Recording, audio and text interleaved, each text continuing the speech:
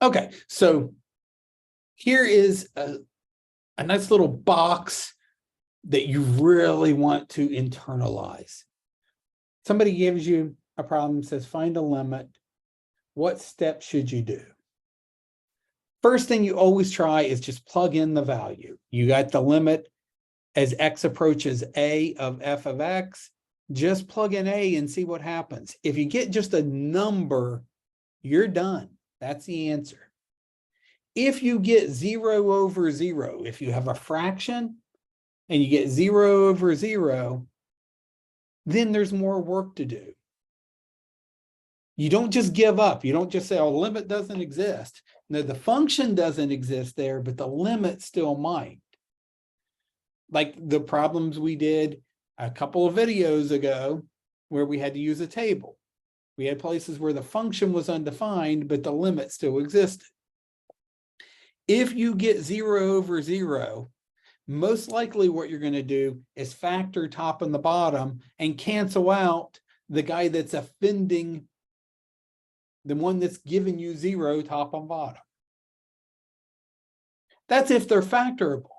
Sometimes you'll have some radicals floating around, and you might have to play this game. You'll see in some of these examples where we have to multiply top and bottom by the conjugate of some radical. Or if we have some complex fraction, we might have to simplify the complex fraction by getting common denominators. We're going to have to do a little bit of algebra. But there's more work to do. When you're trying to find a limit, if you get a number, you're done.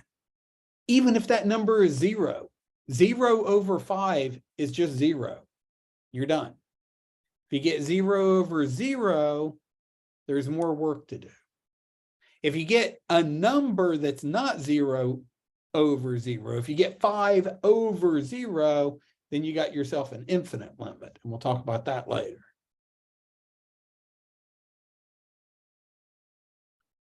Okay.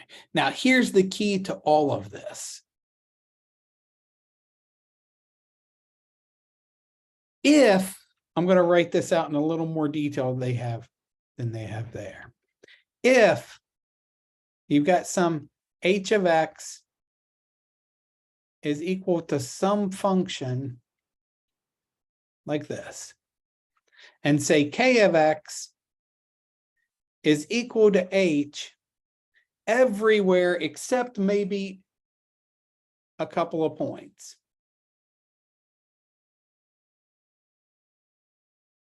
Say x equals a. You've got two functions that are equal everywhere except at one point. And this could actually be any finite collection of points, but what's important here is you've got two functions that are equal everywhere except at this point A. Then they have the same limit. The limit as x approaches A of h of x is the same as if we use the reduced version.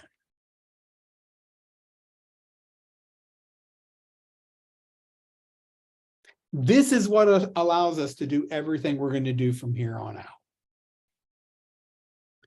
If you have two functions that are equal everywhere except at a single point, then they have all the same limits even at that point, even though the first guy might not even be defined at that point. So for example, let's say we want the limit as x approaches 2 of x squared minus 4 over x minus 2. This is a problem we did in a previous video where we used a table. And I think from the table, we determined it looks like the limit should be 4. We're going to prove that now. First of all, as a side note here, x squared minus 4 over x minus 2, I can factor top and bottom. That's x plus 2, x minus 2 over x minus 2. 2 is the guy that's causing the problem. If I plug in 2 into the top, I get 0. In the bottom, I get 0. It's this factor right here. I'm going to Let's put him in blue. He's the guy that's causing the problem. He's the one that's giving me 0 over 0. Oh, but hey, look, I could just cancel that out and say that this equals x plus 2. But I'm lying. It doesn't. This function and that function are not the same function. This guy's, that's a line. That's defined everywhere. Domain of this function is all real numbers. His domain is everything except 2. I'm not allowed to plug 2 here. This equal sign right here is only true as long as x does not equal 2. This guy and that guy are the same everywhere except at that one single number. This rule up here says I don't care about that. If I'm finding a limit, I can ignore that one single discontinuity. And I could say, well, this limit here is going to be the same limit as x plus 2, x minus 2 over x minus 2. Of course, those are the same. I haven't done anything yet. Like that should obviously be the same. But the magic happens here where I can just cancel that out and say this should be the limit as x approaches 2 of x plus 2. That's a polynomial. I know how to evaluate limits of polynomials. You just plug it in. That's 2 plus 2 or 4. Notice that I wrote limit at every step until I actually took the limit. Right here is the moment when I actually computed the limit. Okay, so broad picture. Somebody says calculate a limit. First thing you do is try plugging it in. If you get a number, you're done. If you get 0 over 0, then you're going to do a little more work, which is probably factoring top and bottom, canceling out something. Then you try plugging it in again. If you get a number, you're done. Okay, let's do a bunch more of those. Let's take a look at this guy. First thing I'm going to try is just plug it in. So I'm going to say here like this goes like. I'm going to just put this is just a notation for me. If I plug in 3, I'm going to get 9 minus 9. I get 0. And then in the denominator, I guarantee you it's going to be 0. Otherwise, this would be a boring problem. Let's see, that's going to be 18 minus 15 minus 3. I get 0, top and bottom. That's the first thing you try is just plug this number in for all your x's and see what happens. If I got, when I did that, if I had gotten 7 over 12, I'm done. That's the answer. But I didn't. I got 0 over 0. So then my next step is, oh, well, I bet I'm going to be able to cancel something out. And I know what's going to cancel out. It's going to be an x minus 3. So this will equal the limit. Don't forget to write limit here.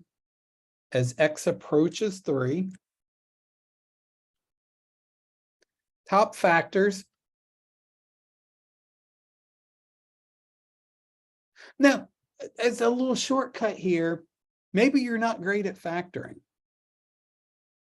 I know what the factor, one of the factors is going to be. It's got to be x minus 3 because it's got to cancel this one out so that when I plug in x going to 3, that 0 over 0 cancels. So without doing a lot of work, I know that one of the factors is x minus 3. So then that helps me kind of work backwards to figure out what the other one needs to be. Well, this clearly has to be a 2x so that I get 2x squared when I FOIL. And look, I'm looking for numbers that multiply to negative 3. This has to be a plus 1. Now let's check. Is that how this factors? That's going to be negative 6x plus 1x. That's negative 5x. Yes, I did factor properly. If you can't factor that quickly, you're not good enough at factoring. You need to practice. Okay, now that I've gotten there, I factored top and bottom. Oh, look, I can cancel the x minus 3. Now we're going to try again. Now we're going to try, maybe it'll work, maybe it won't. Try plugging in 3 again. Let's see. We'll get 3 over 6 plus 1. I'll write it so it's in the notes. So that's 3/7. Hey, I got a number that's not 0 in the bottom. I'm done. That's my answer.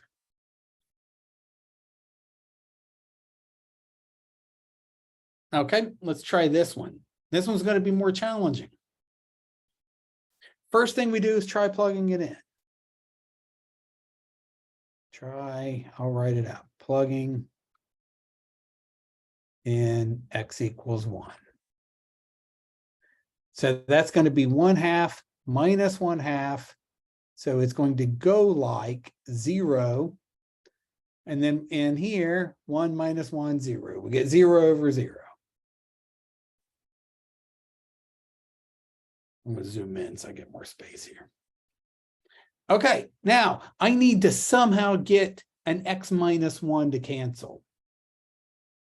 Whatever it is you're trying to take the limit at, it's always going to be x minus that number that will cancel. Okay, so in order to do that, I'm going to have to combine these fractions together. This would be limit as x approaches 1. I need to get a common denominator here on the top. So that would be 1 over x plus 1 minus, well, if I got to multiply here by x plus 1 top and bottom. Oh, I need to multiply here top and bottom by 2.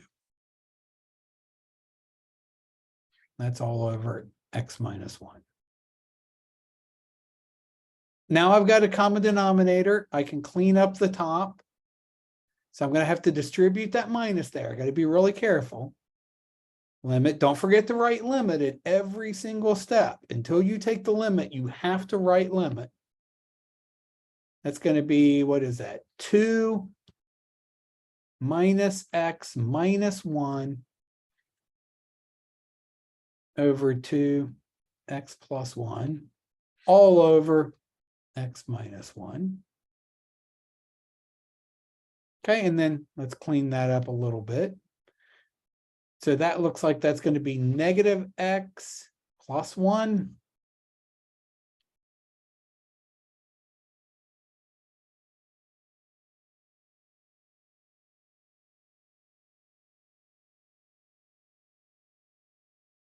Now, you might be tempted here to think, oh, x plus 1, those cancel. They don't. That's a negative x, that's a positive x. And it's this guy I'm trying to get to disappear. So somehow this thing must be some version of x minus 1. Oh, it is. If I factor a negative out of that top,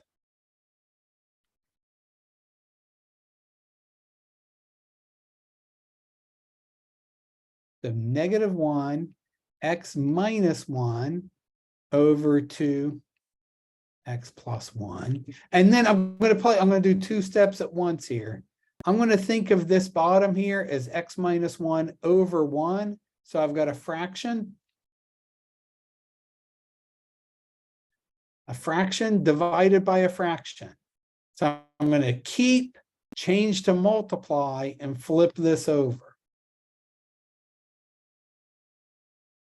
Okay, so I did 2 steps there. I factored a negative 1 out of this because I know that this needs to somehow cancel with this x minus 1. And then I did a keep, change, flip so that I could get this guy, think of him as x minus 1 over 1, and then I don't have a complex fraction anymore. The x minus 1 cancels, and I get, I'll write it out, limit as x approaches 1 of negative 1 over 2 x plus 1. Now, I've got the thing that was causing the problem canceled out. Let's try again. It's like rinse and repeat. Let's try plugging in 1 again and see what happens. I get -1 over 2 times 2, or -1/4. Hey, I just got a number. I'm done. That's my limit. This problem is going to be very similar. What about this one? So let's give this one a shot. And all of these tricks I'm showing you here, you probably wouldn't have thought to try that. If I just threw this problem at you, I don't know if you would have considered trying all this. That's why I'm showing it to you. It's a trick that someone showed me, and now I'm showing you. Similar with this problem. You probably wouldn't think to multiply top and bottom by the conjugate of the top, but it's going to work, and I'll show you. Okay, so the first thing we do is just try plugging in 5. Maybe we'll get lucky and we just get a number. So we try. Plugging in x equals 5. So we get square root of 4 minus 2 over 5 minus 5. We get 0 over 0. We've got an indeterminate form of 0 over 0. So that means we got to do more work. That does not mean give up.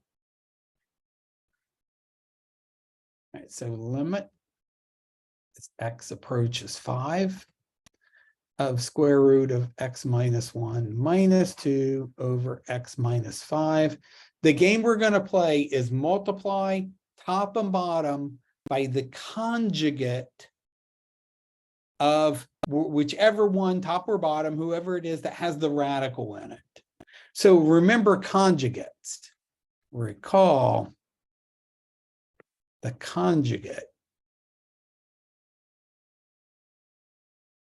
of something that looks like A plus B is A minus B. So here's my A, here's my B. So I'm going to multiply top and bottom with a bunch of parentheses floating around by square root of x minus 1 plus 2.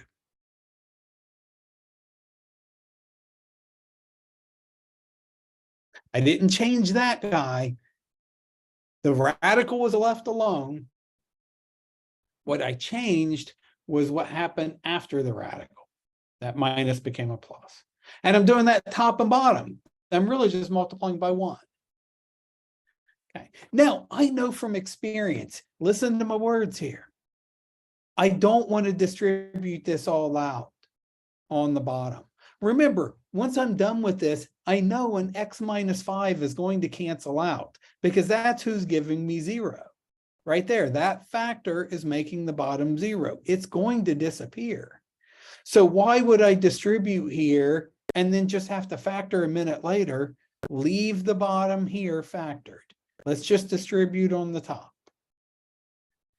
So root x minus 1 times root x minus 1, square root of anything times itself is just what's inside.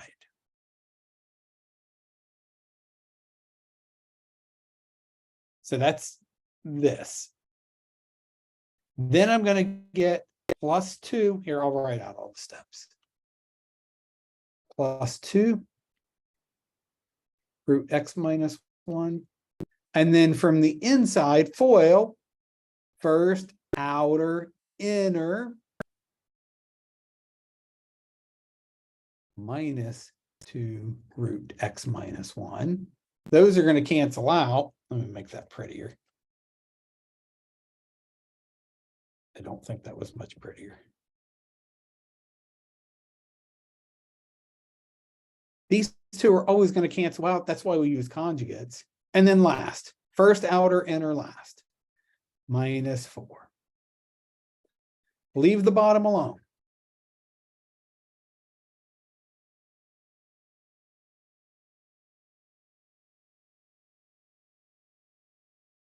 These cancel out. Look what I get on top. I get x minus 5.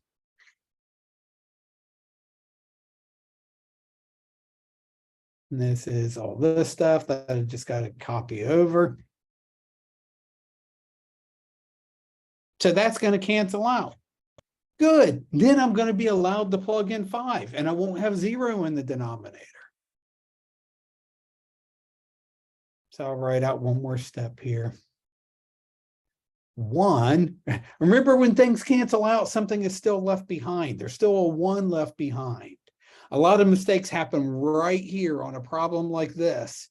People will cancel that out and they'll forget that this was in the bottom. So they'll just write this guy here, but oops, sorry, it's a 1. But they won't have him down here in the bottom. They'll just have just this. There's still 1 in the top. Now let's try plugging in 5 again. I'm going to get 1 over root 6 plus 2. That's a number. I don't have 0 in the bottom. I'm done.